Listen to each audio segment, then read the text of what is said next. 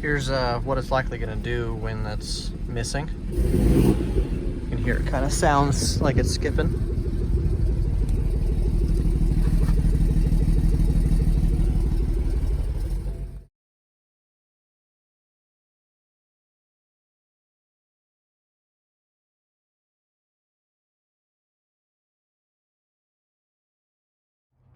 Before starting, you need to know what cylinder's misfiring.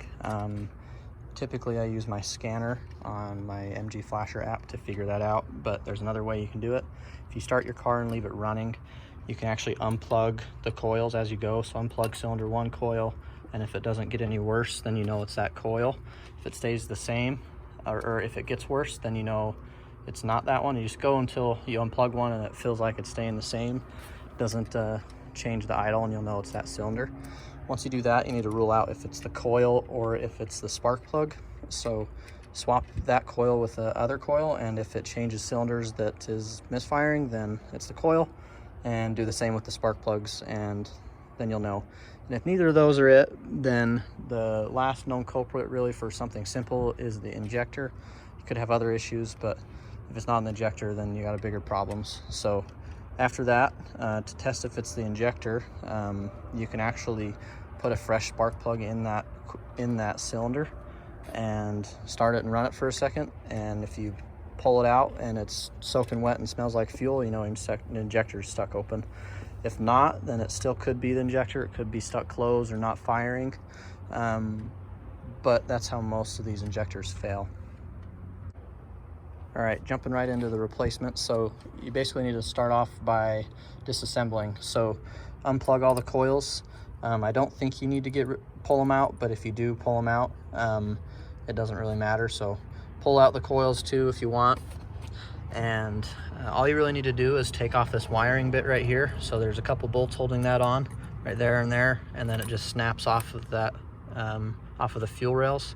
Unplug these couple things as well, pressure sensor and some other sensor right there. And then depending on what bank your injector's on, you only need to take off one bank at a time. So on the B58, there's 2 banks of 3. The B48's all one bank, and the B38 just has 1 bank of 3. So, and then you basically just loosen this up. It's going to have high pressure, so make sure you put a towel or something over it too, because it'll spray that fuel out pretty fast. And just start disassembling. All right, I've got these 2 bolts off. Now you just need to unplug each of the injectors. So with these little tabs, you need to pull those little locking pins up, and then you push them in and pull them up. And then the same thing that's how the coil packs work too.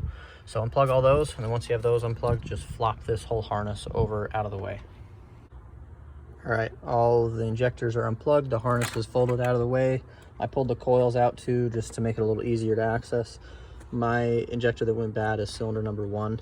A while back I labeled my fuel rails like that just so I didn't forget which was cylinder 1 and which was 6, but this is 1 going to 6. So I'm gonna now just loosen this. I'm gonna put a rag over it first so that the fuel doesn't spray everywhere, but I'm gonna loosen that, pull this off, and then loosen all of these Torx head bolts right here. So basically pull them all off. There's 2 that go on the injector, and then 5 or 6 that hold on the fuel rail. It doesn't matter how you pull them off, and you're gonna have to pull out the injectors all together anyways, because when you set it back in, you actually have to set them all in together. So, and I'll show you that. All right, this is where the first specialty tool comes in place, getting these injectors out. So you can see the injectors in there kind of sitting. They have this little swivelly piece. If you haven't done an injector before and your car's stock, there will be a little clear plastic condom thing that sits on top of these. You don't need those, so you can pop those off and throw them in the garbage. They're used from the original factory testing for some sort of evap test they have to do from the factory, and they're no longer needed. So get rid of those, they're just in your way anyways. First time I did this, I didn't have any of these specialty tools. They make a huge difference, so definitely do it if you have the spare funds. First time I pulled these out, I actually used a slide hammer. So I just got one of those little jaws that kind of goes under and grabbed it under this, and I just used a slide hammer to pop all the injectors out. Sometimes your injectors are loose enough that you might be able to wiggle them out yourself. Like that one might be loose enough that I could get it out by hand, but I'm not gonna bother because I have the tool. So get creative to get them out. Just don't put too much torque on them, and especially don't pull on the plastic pieces here, otherwise you'll break it.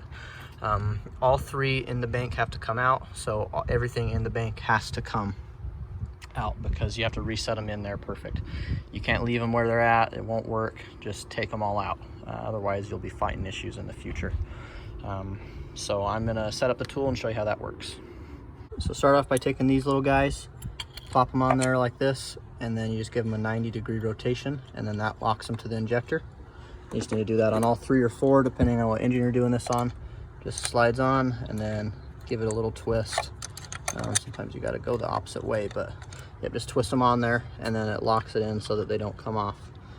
So next you take these guys, you put one of the spacers on the bottom of the tool like that, and you put the bolt through the top, and these thread into the normal mounting holes of where your fuel rail held in. So slightly get one of those in, and then you can take these on here and these twist onto the top of those little caps you put on the injectors. So do that and I'll show you next. All right, I've got this on. I'm only using 2 bolts. I'd recommend using all 4 because if you don't have too many, if you don't put all 4 in, then you could potentially strip out that block or your head. So definitely use all 4, but I'm just gonna use 2 because I'm lazy. So now that you have that on there, you can get all of these tight. So it basically gets the injector snug, and if your injector is loose enough, this will pull it out. So you see that one just pulled that injector out. It's loose. That one's out, and you can try getting them by hand. So that one's tight, and that one, this one's pretty tight too. But I'm actually able to get this one by hand too. So got that one by hand, got that one by hand. This one's tight. So then you just get your wrench and you go over this gold piece and you tighten this down.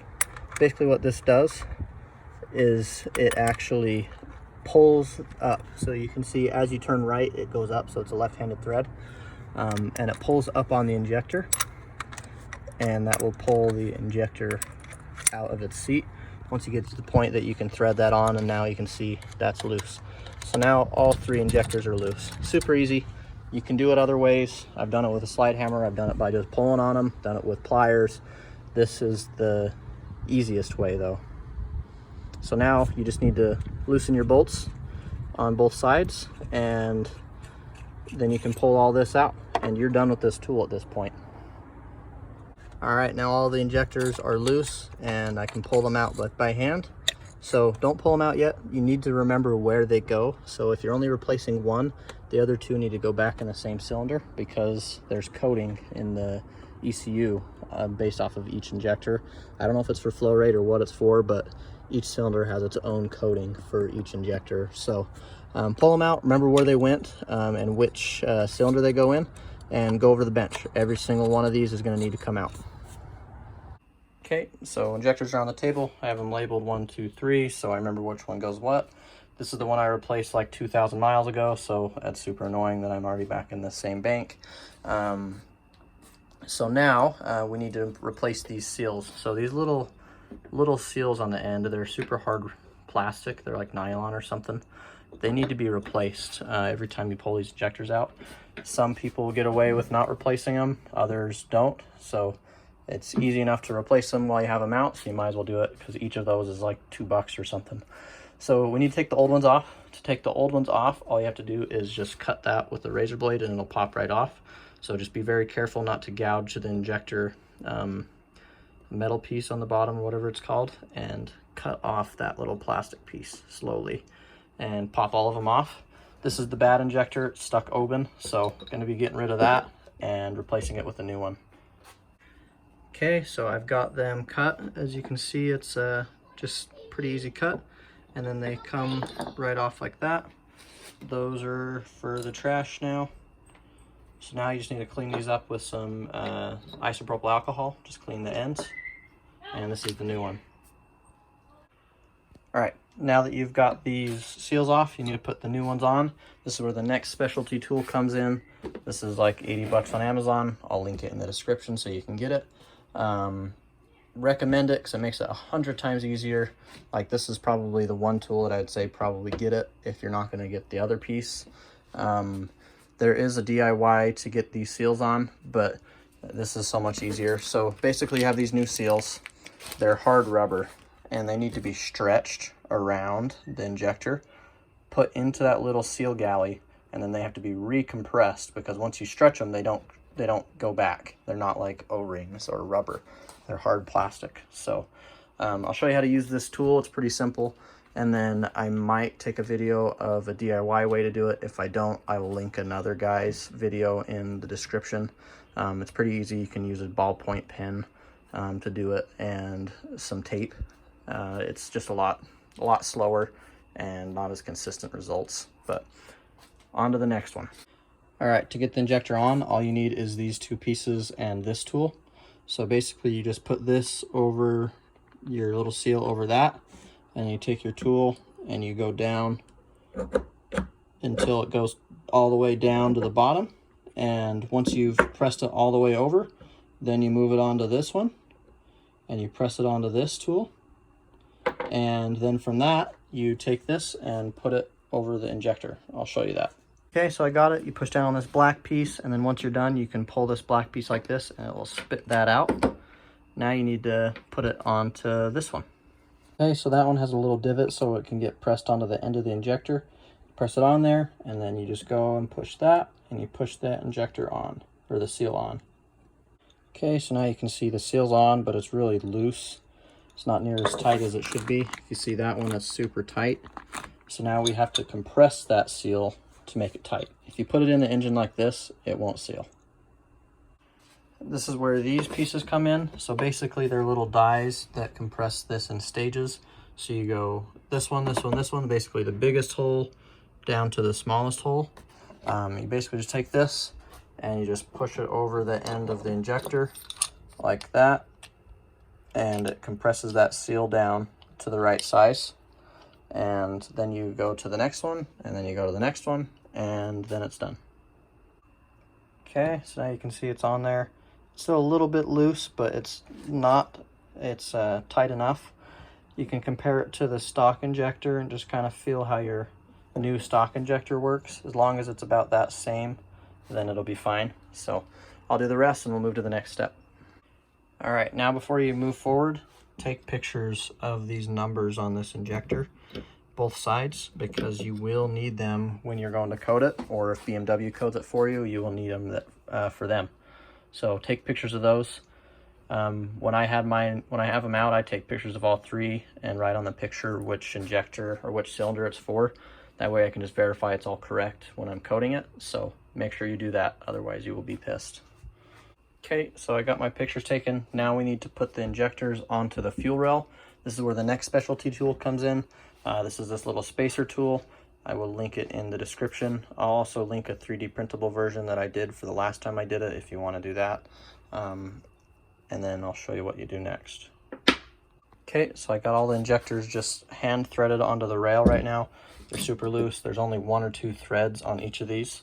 So now you take this tool, you put it over there, and you hand tighten these so that they're even. You don't want to just tighten one all the way down or the other one all the way down. You want to snugly do about a 1/4 turn each on each of them as you go down until this is just snug. So you want this plastic piece just to have some way, and then you can pull it out and go to the next one. Does not need to be tight, nothing crazy. Also, I will link a PDF document in the description for the BMW's factory install instructions. They get more technical, have torque specs and everything like that. I'm not going to quote any of those in the video, so make sure you check that out, because it will tell you pretty much from this point on everything you need to do for the install. It won't tell anything about coding, but it tells you everything you need to do on how to install them. And this is the most crucial, one of the most crucial steps. So, okay, so I went through and did them all. So as you can see, these injectors are still really loose, and that's normal. Don't touch these screws after you do this, or those bolts. So this one, you can see I have these hand tight now. They're just tight with my fingers. this thing's kind of stuck in there. You just pry that out, and that's it. So basically that just sets a perfect spacing for these injectors before you put them in, so that now you can put them in, and I'll show you the next step. So take them to the car and slide them down in the cylinders, but don't tighten anything down yet. Okay, I've got the fuel rail back in the car. Right now it's just in there loose. So now you basically just take it and you push down until there's resistance on each of these. And then you can take your fuel rail bolts and hand tighten them all. Don't need to go crazy, just get them all hand tight to where they're resting flush on the fuel rail. And at that point, you're gonna take your torque wrench. You need a torque wrench for this. Set it to 2 Newton meters, and we're gonna do 90-degree turns. So you'll start with, I'll make another video of the sequencing, but make sure you check the PDF too, because I might be remembering wrong. But basically you go A, B, C, D. So this one, this one, this one, this one, this one, and you just do 90-degree turns. So you go 90, then you go next one to 90, 90, 90, and you do it all the way until they each click at 2 Newton meters. And then we'll go to the next step.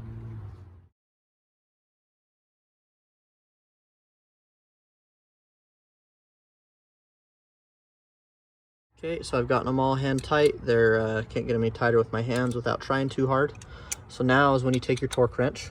So you put your socket on your torque wrench, set it to 2 Newton meters, and what you're gonna do is, this is the correct sequence I checked. You start with this one, you go this one, this one, this one, then this one, and you basically go a 90-degree turn. So you tighten this by 90 degrees. So you take your torque wrench and you go all the way to 90, and then you go to the next one, and you start here and you go to 90. You can use a dial gauge if you want, but it doesn't need to be perfect. So do that until it clicks at 2 Newton meters on each of them.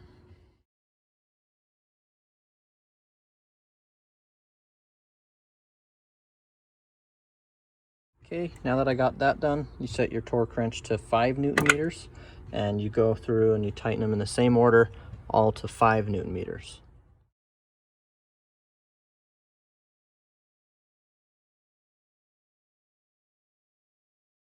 Okay, now with your torque wrench still set at 5 Newton meters, you need to go through and tighten each of the injector bolts, as you can see right here.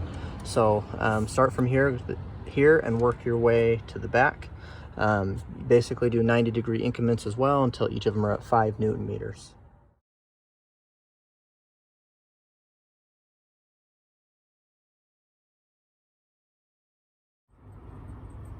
Okay, so all of those are now to 5 Newton meters.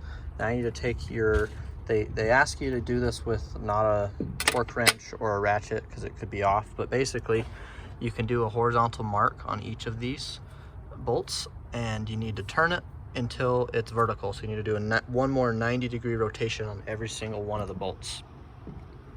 I don't mark it, I'm just eyeballing it, and it's worked for me for that. But yeah, do 90-degree rotation on every of the bolts, starting from here back.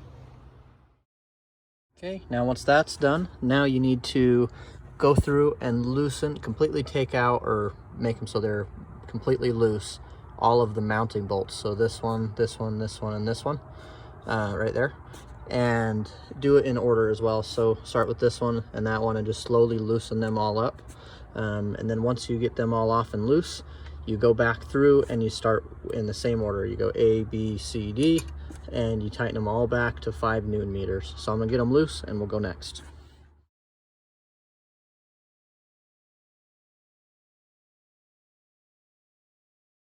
Okay, I loosened them all and then tighten them back to 5 Newton meters in the sequence I told you. Now you need to go and do a 90-degree rotation on all of them as well. So you can do the same trick. You can mark a horizontal line and just make it vertical on each of them, or you can just eyeball it.